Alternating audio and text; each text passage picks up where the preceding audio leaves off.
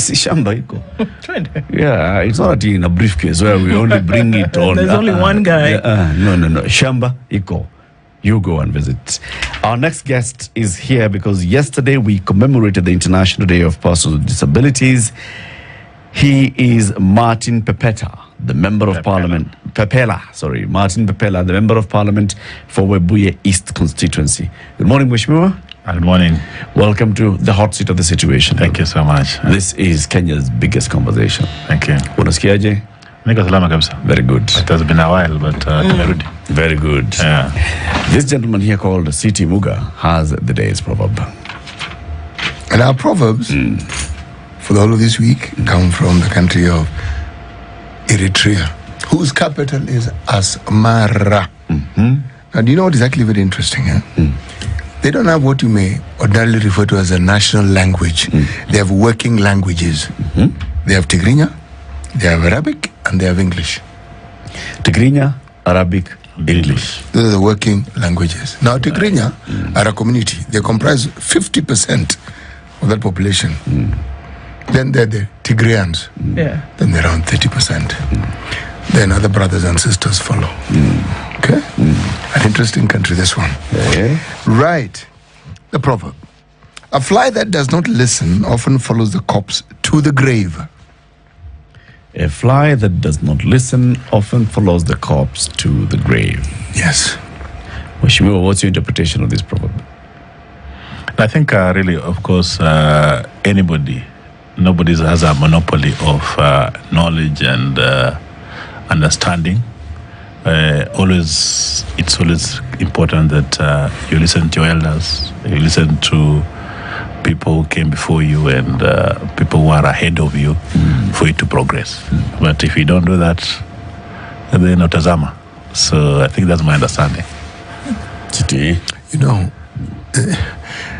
when we came up with this idea of asking our guests what they think of the proverb, I could not have imagined just how enriching the experience would be, because I keep hearing things that I have not thought of at all. at all. I'm thinking, isn't that an interesting way of looking at this thing? Yes.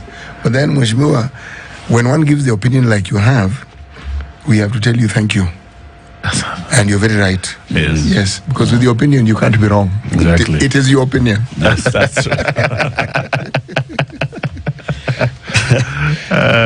So, Mheshimiwa Pepela, yesterday was the International Day of Persons with Disabilities. Yes. It was commemorated globally. Yes. Of course, there were various commemorations in the country. Tell us about it. Of course, I think this is a day that was established way back with the UN.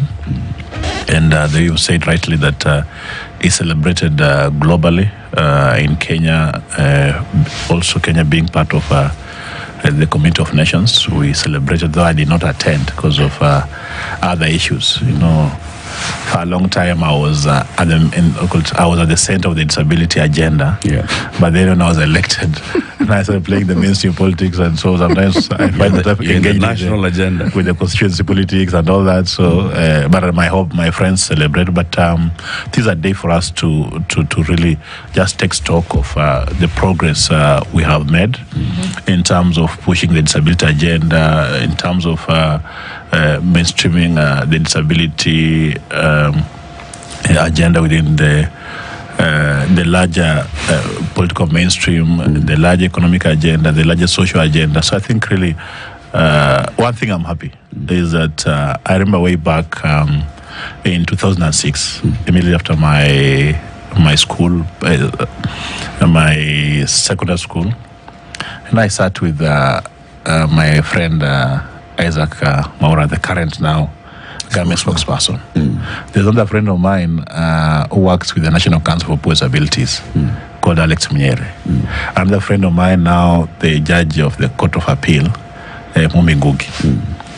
And we used to start, that time, you remember there's a time when we had these killings of people with albinism in Tanzania. Yep. And so we ask ourselves now, what can we do? How do we ensure that really finally people with albinism and people with abilities in general can also be able to live a life like any other person in the Republic of Kenya? And that time, we had just established an organization called the Albino Society of Kenya.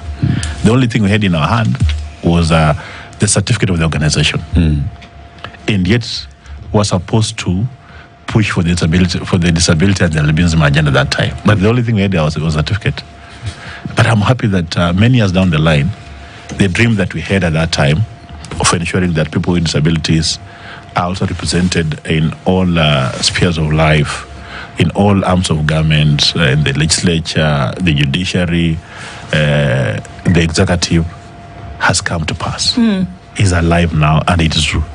That today, personally, I'm in the National Assembly with many. I think we are around 8 elected members of the National Assembly. When you go to the executive now, my friend Maura is there as the spokesperson of government, and many others. When you go to the judiciary, Judge Laibuta is in the High Court. Mumbi Ngugi she's in the Court of Appeal. So I think really we made a lot of stride. You also agree with me that before our election, especially, personally, actually I was nominated in 2013 as MCA. 2017, I came in as elected MC. Actually, by the way, 2017, it was a bit difficult for me because no party trusted that I can deliver that seat to them. I can win. I tried various parties to give me tickets, but they refused. I remember even others. I remember even one of the senior government person today, official today, he called me. That time he was a party leader. He called me and he told me, Martin, sasa wewe mko na viti zenyu hapo. So wewe saidia huyu and tutakunominate sababu yenyu iko. I asked him, boss, you see, the person you're telling me to support is around 60 years. Now between me and him, we're supposed to be nominated. We need lighter duties. I told me, no, please, you step down. Let's give this guy the nomination certificate, then I will nominate you. I told him, I'm not stepping down. I'm ready to go full throne. We finish this thing. If you guys don't deny me certificate, then I'll go as independent. And really, by the way, they denied me that certificate.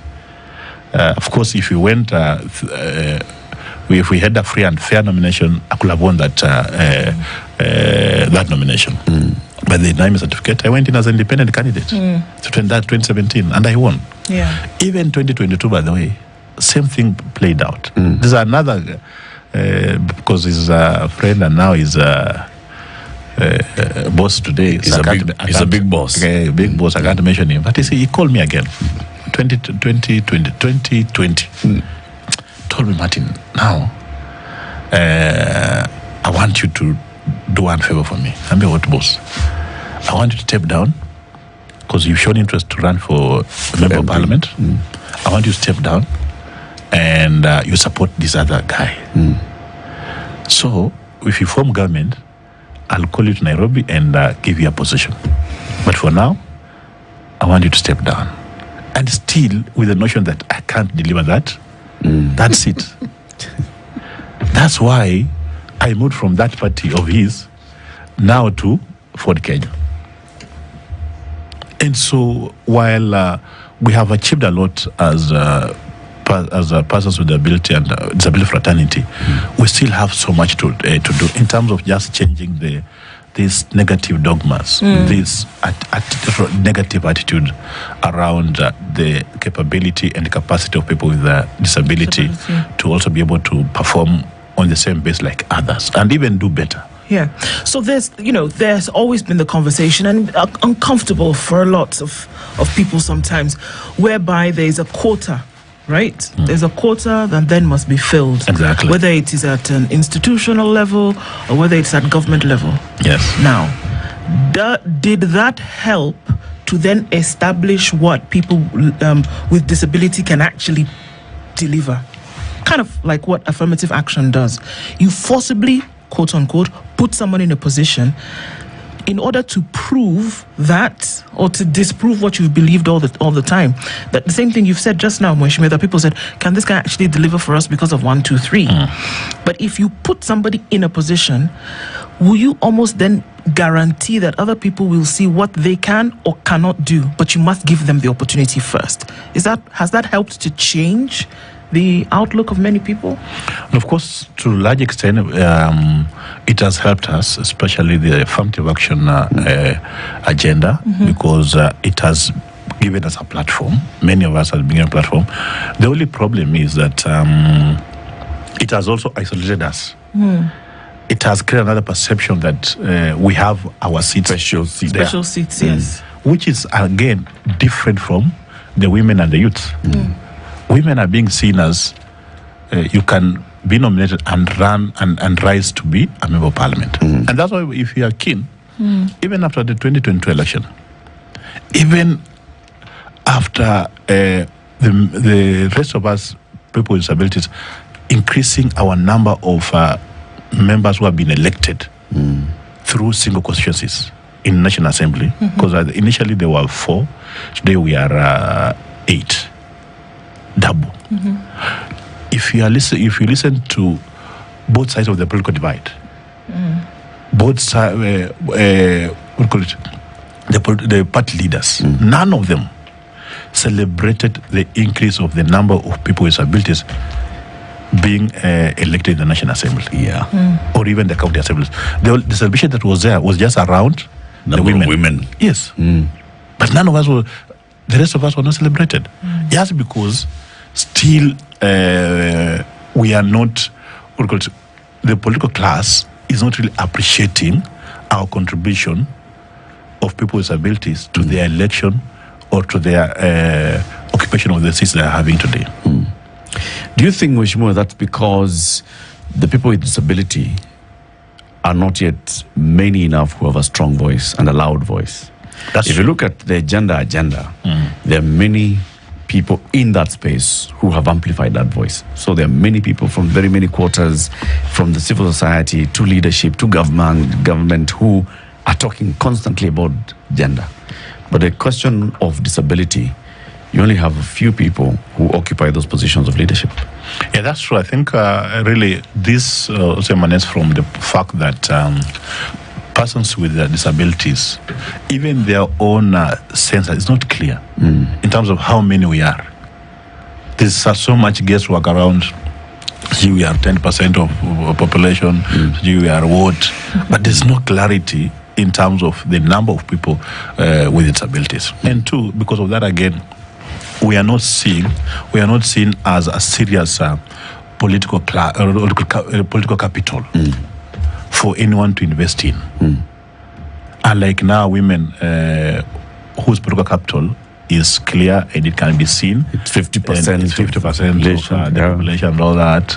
So really, for me, the biggest problem is in terms of our political capital. It's not really enough to be able to attract the big men in the country to also go for the disability and also invest in them. So I think really for me that's where the problem is. So that even if a few of us can speak, can walk around these political leaders or the party leaders or the big men, still they cannot really appreciate as such. But me, I'm happy. Like my own party today, Speaker of the National Assembly, who is my party leader.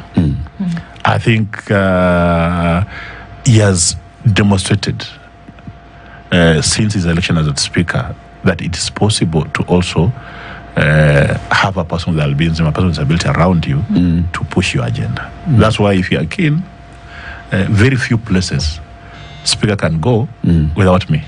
I'm always there.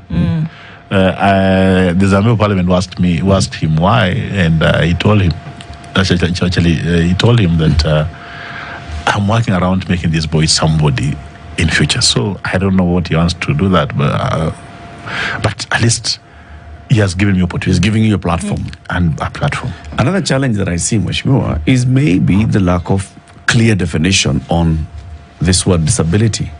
When you say persons with disability, who are we talking about? Albinism, visual impairment, what degree of visual physical impairment, disability, what physical, what exactly are we talking about? You see, gender, we clear. It's, even nowadays, even gender is not even clear. well, nowadays it's getting grey, but for the most part in the country, gender is clear. And of course, disability keeps on evolving. There are so many now forms of disability. You are right that the initial and the original definition of disability has really evolved, and now there's so many other factors that are now defining disability. That's why even as a friend of mine, I'm for Parliament, she was involved in an accident, and after 2 months, I saw her with a disability certificate, and now since then again, she got healed. So what happened to the certificate? You can use it when you need it. So, given certificate that doesn't have an expiry date. No, but seriously, what does that mean? What does that mean, getting a disability certificate? What does that mean? now, you see, it simply means now you are disabled. But you see, the argument again is, at what point do you get a disability certificate? Yeah. It must be really proven that you are permanently impaired. Yeah. And so that then you cannot really work on the same basis like others. But then many people are now, because of their own interest and because of the benefits you get with having a disability certificate, many of them are just getting involved in an accident kidogo. They go to the National Council. That's criminal, isn't they it? get it is. It is. But Kenya, it is as it is. So, what do you do? Let me ask that just muddies the waters. Yeah. Because here we are dealing with affirmative action. Yes. And saying persons with disabilities then must be recognized in a different way. And so we must support them because of the historical lack of recognition. We have a council, we have a ministry, a state department that's been told you shall focus also on the matters of disability. And then somebody just goes and casually acquires a certificate. Yeah, but I think, of course, the only biggest problem for me, these people, they get those certificates. Again, they cannot associate with themselves with the disability. Yes. So they're not even adding value. The only value they're getting is to themselves, is individual value, not the collective benefit of the larger disability agenda. Some, even at the National Assembly, even at the Senate, you'll be surprised the number of members of Parliament who have the disability certificate, but they cannot show it. Yes. They cannot show it. You know, I have to ask the question, or are we going into a break? Ask. Given our constitution and given the thought that was given to the crafters of our constitution with regards to people who have disabilities, live with disabilities, and are disabled, there are benefits through the affirmative action that is supposed to accrue.